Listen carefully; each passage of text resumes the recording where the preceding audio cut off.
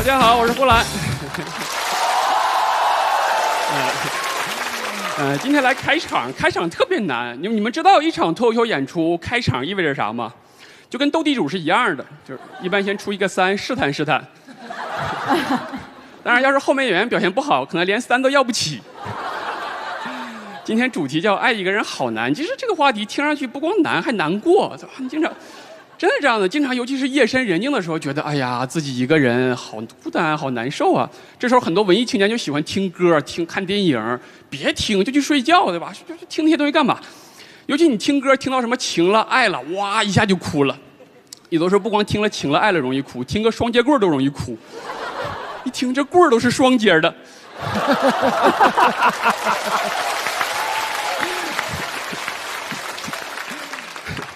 而且有的时候不是难，就是你不知道如何去爱一个人嘛。我发现男生从小就不知道如何去爱一个人。你看小的时候，男生喜欢一个姑娘，他会干嘛？他会去捉弄人家，什么扯人家头发，什么往人身上泼墨水，还往人铅笔盒里面塞什么毛毛虫。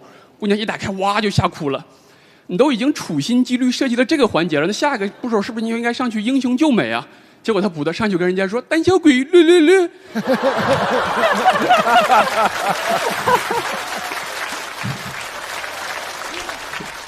他自己还挺美，觉得我真是个小机灵鬼。我从小就想明白这个道理，我不捉弄女孩子，对吧？我就趴桌上睡觉，安安静静做个丑男子。姑娘睡醒了，看到我觉得这小孩虽然挺懒的，但很踏实。你看其他人还有什么特别傻的行为？那时候小男孩喜欢一个女孩，他会传这个姑娘跟另外一个人的绯闻，传着传着就传成真的了。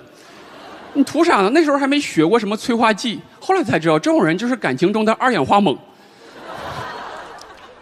跟他没啥关系，使了一堆劲儿，对吧？产生了一堆化学反应，最后跟他啥关系都没有。后来上中学知道了，长大了就知道不能通过捉弄的方式来吸引姑娘嘛，就开始用一些什么运动的荷尔蒙。你看吧，篮球场上在打球，但凡那边有漂亮姑娘路过，整个球场就开始有一些过激的举动，一个球就不够用了，开始有人传我传我传我。你把球传给他之后，他对自己的能力又有一些不切实际的幻想，想要去扣篮，那能扣吗？人和球直接扣地上了，对着姑娘就磕了个响头。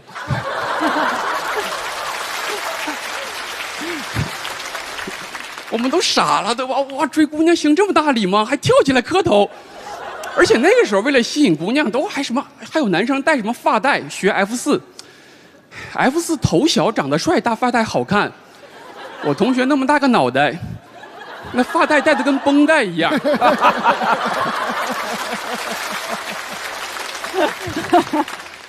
大家总想在女生面前出风头，结果出的全是洋相。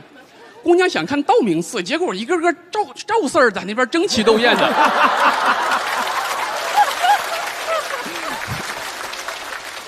我当时还有一个初中又160多斤的铁哥们跟我说：“他说我也运动好，怎么没有姑娘喜欢我呢？”我说：“姑娘喜欢的是那些跑得快的、踢球好的，不是你这种拔河比赛站在最后把绳绑腰上的。”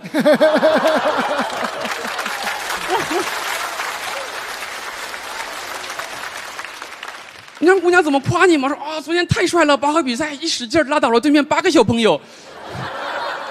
小的时候觉得傻，长大了之后该正常点吧？没有，你们看我这个长相，都有人喜欢，都有人爱，不是因为姑娘喜欢猎奇。只是因为我正常，就在这个社会，只要你正常，就已经比90%的人强了。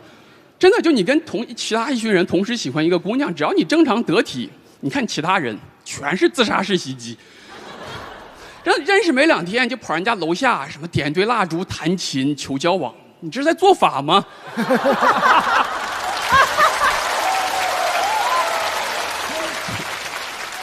还有什么给姑娘发什么土味情话？知道什么酒最容易醉吗？喝你的长长久久。太恶心了吧！你这酒不光容易醉，都容易吐。这啥情话？这都不是人话，你知道？而且网上还有什么教程也特别恶心，就别学那些东西。那天我在网上看到一篇文章，写的什么不要学这些土味情话了。我心想，终于看到一篇正常的了。点进去一看，不要再学这些土味情话了，快来学习一些新知识。真的是，其实都没用，没有什么教程，就做个正常人就好嘛。刚才欣姐说那个也是，什么不经过人同意，咔咔拉了一个什么横幅，欣姐还回复人家，我觉得欣姐就是低估了我们男性的韧性。欣姐还拉一个什么我也不爱你呀，你边再拉一个你咋不爱我呢？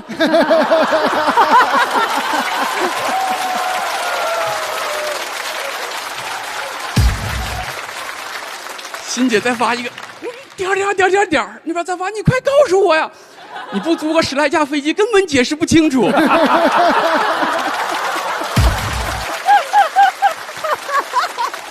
真的是，就真的求求大家做个正常人吧。姑娘是喜欢帅气、幽默、温柔的，最让姑娘喜欢的是正常的。做个正常人，爱一个人也没那么难，对吧？谢谢大家，我是呼兰，谢谢。大家好，我是思文。刚刚蛋总也说啊，我的乙方今天也来到了现场。对，我现在很想问他一句：来看同事讲脱口秀开心吗？跟大家说一下，前2天啊，就是我公公婆婆来我家了。我这次发现我有些感慨，就是我发现跟公公婆婆相处呢，还是跟自己爸妈不太一样，就是没有那么随意。而且我觉得不光是我不随意，我觉得他俩也不是很随意。你就比如说我爸妈在我面前天天吵架，哇，我公公婆婆在我面前就特别和睦，就跟模范夫妻一样，从来不吵架。就有时候吧，你感觉他俩都快吵起来了，然后一看到我就给咽下去了。我婆婆，对我婆婆经常看着我公公，你晚上吃什么？而且为了不在我面前吵架，他俩甚至会偷偷发微信跟对方吵架。就有时候4个人在一块看电视嘛，你就看他俩拿个手机气呼呼的就打字，哇，你知道老年人用那个字体啊，3米远都看得见。我就经常看我婆婆跟我公公发，明天不做饭了，然后公公给他回一个那个婴儿嘟嘴的表情，我婆婆回，哼，明天离婚，然后公公回啊，为友谊干杯。然后我公公婆婆平时在我面前特别的和睦，就我婆婆每天啊给我公公斟茶倒水，啊一边倒还一边跟我说，看到没有，对老公就应该这样子啊，为什么我们俩感情这么好？就是因为我理解他、爱他，给他做牛做马。我跟你说，我这个人啊，为老公上刀山下火海，我是在所不辞啊。我就看我公公在旁边，当时气氛很尴尬。然后我公公呢，拍拍桌上的奶粉罐说：“快别说了，快看这个蓝河绵羊奶粉，宝宝吸收快啊！”我当时觉得我公公太机智了，懂得用广告打破尴尬。就是我经常觉得婆媳关系啊，可能是这个世界上最难处理的关系。很多人会说你要把自己的婆婆当自己的亲妈，但我觉得根本不可能。我甚至到现在都不太理解，为什么结了婚之后就要把对方的爸妈叫爸妈呢？就我很怀念结婚之前我可以管他们叫叔叔阿姨，我现在跟他们交流只能巧妙地运用一些疑问句和感叹句。比如说我会跟我婆婆说，那个你吃了妈，然后你吃了爸。而且我觉得婆媳之间相处的难点就在于啊，婆媳双方都会觉得自己是甲方，经常在一些小事情上较劲。比如说我婆婆经常跟我说，你知道吗，你们陕西的面粉啊还是没有我们山东的面粉筋道。哇，我就很惊讶，我想这都要比吗？然后我只能把乘务叫过来，我说你说，如果陕西面粉跟山东面粉同时掉进水里，哪个和出来的面更筋道？而且我觉得婆媳关系啊，其实归根结底还是要靠实力说话。你就比如上一次吐槽大会，程璐上的比我多，我婆婆经常出去给别人宣扬，你知道吗？我儿子在吐槽大会上面上了2次，一般人啊只能上1次。他说的时候他就这样看着我，你知道吗？我很无奈，那我只能问他，我说那你为什么1次吐槽大会都没有上过呢？然后婆婆说，哎呀，快吃饭快吃，看我们山东面粉多筋道。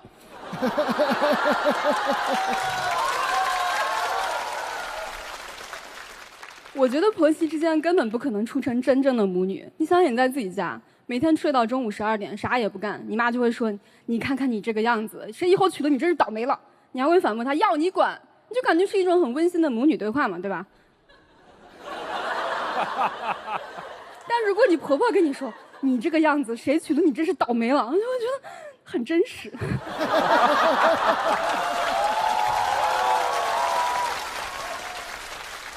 但是呢，我觉得你也可以很调皮的问他，你可以问他，哎，那到底是谁的儿子这么倒霉呢？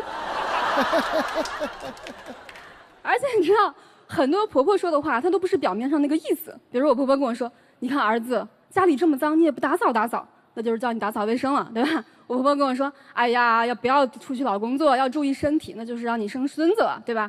但是有一天呢，我发现我婆婆在跟邻居夸我，她在说，你知道吗？你不知道我儿媳妇有多能干。我想，这是谁的婆婆呀？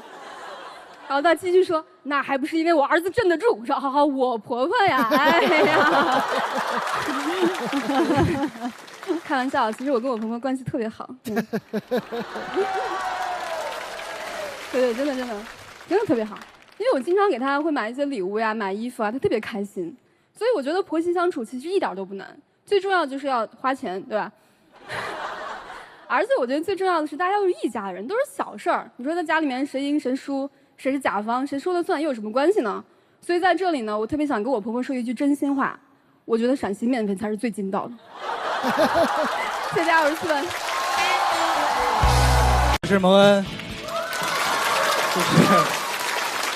我刚刚发现，我是我们这个组里面唯一一个没结过婚的。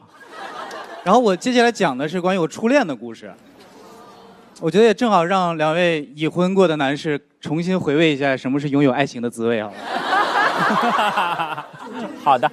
就是这个事儿，其实得从我当时军训开始。我那时候觉得军训特别没有用，我觉得军训就是为了锻炼我的听力，而且教官也是这个目的发号施令的。说，争，哎，都能听懂是吧？加大难度。说，争，呸！我说什么玩意儿？快，你就觉得我不够快吗？是吧？我让你跨力呢。然后还有向左转、向右转，我觉得这玩意儿也一点用都没有。向左转、向右转唯一一个用处就是能够让你在刚上学。谁还不认识的时候，能够快速的知道你们班分不清左右的那个傻子是谁。但是军训你必须承认有一个好处是什么呢？就是你可以融入集体嘛，然后可以交到很多朋友。我和我的初恋就是在军训的时候认识的。我记得那是一个阳光明媚的下午，我们俩在向左转的时候相遇了。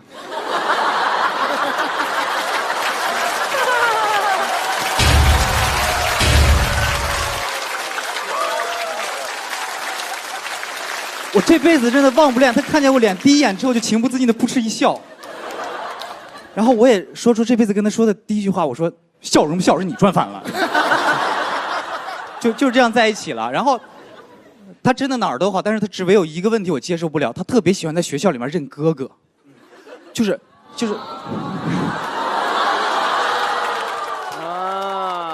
3班班长是他哥哥，学生会主席是他哥，然后田径队跑步的也是他哥，我感觉走哪儿都是他哥，我就纳了闷了，我说我找了个孙二娘嘛，他有105个哥哥。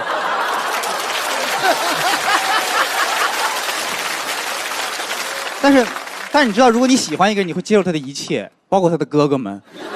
我后来和他们哥哥们处的都真的非常好，而且也正是因为托了他哥哥的关系，我才进了我们学校最厉害的一个组织——6中7匹狼。6中7匹狼了，都能抛了，我靠，现在。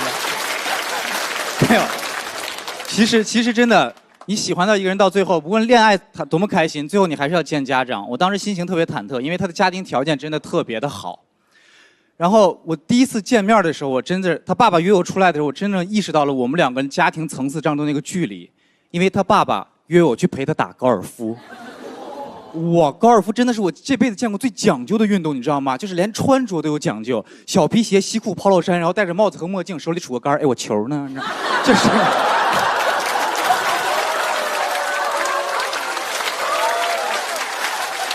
而且高尔夫连动作都有讲究，你知道吗？就是这样子。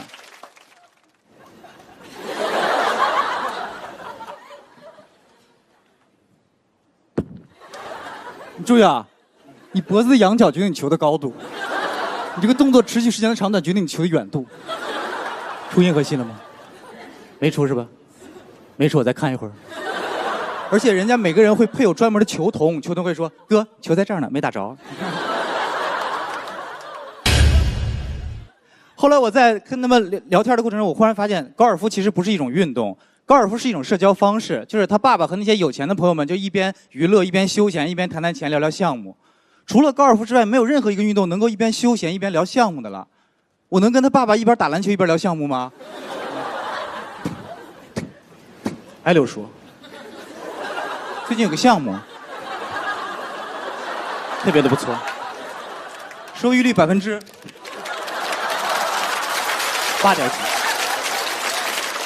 你要不要考虑一下？刘叔已经被我晃晕在地上了，你知道吗？这个段子我之前在线下讲过，然后突然一个观众站起来跟我说：“你走步了。”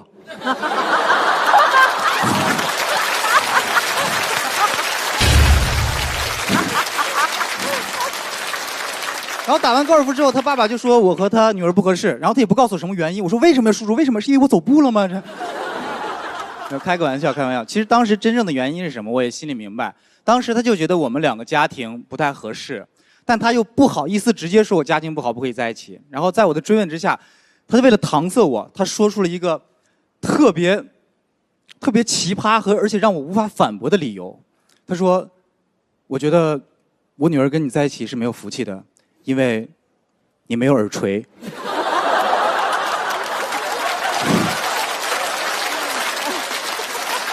这一句话直接把我干懵了，你知道吗？不仅我懵了，我的耳垂都懵了。我就感觉我耳垂抖了一下。哎呀，我这么重要吗？就是我真的曾经幻想过，比如说有的男的可能因为他缺少某些器官，会影响到他的婚姻。但是我真的从来没有想过，我这辈子缺的那个器官。居然是耳垂，而且这个理由荒诞到什么程度？你不要说你结婚了，你出家都不要求你长耳垂。但那个时候我年纪很小，就我小到了别人用荒谬的言论，然后羞辱了我之后，我还在自己身上找原因的地步。我从他们家离开之后，我就一直在哭，我一边哭一反问自己，我说梁门为什么？为什么你不能长一对有福气的耳垂？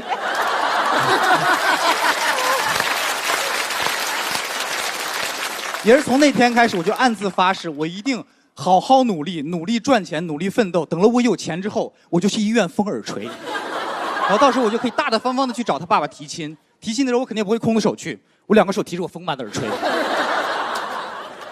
然后我还要跟他举行最盛大的婚礼，我要让所有人见证我们的爱情。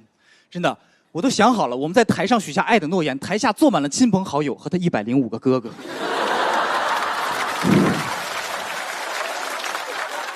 其实失恋还是真的很苦涩的。我记得那天晚上，我就像丢了魂一样，我都觉得我的人生没有意义了。然后我就在街上游荡，走到一个路口的时候，我就选择了向右转。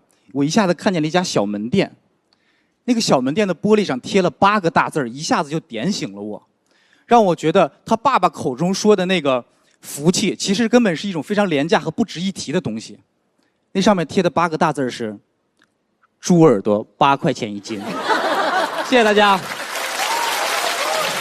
其实我还没有讲完了，我真的只是想谢谢大家，我就想谢谢一下大家。这是什么？不能再有意思了。这个好，这个我第一次听。傻，真是傻。因为我真的想过，就是我当时为什么会那么早的走出去，还是因为我年轻，对不对？如果现在我都快奔3了，再因为这些事儿吃不下饭、睡不着觉，然后整个人都不好了，我还能怎么办？谁还能帮我？还好有跨境品牌善存，补充身体营养，助力多维人生。这次真的完了，谢谢大家。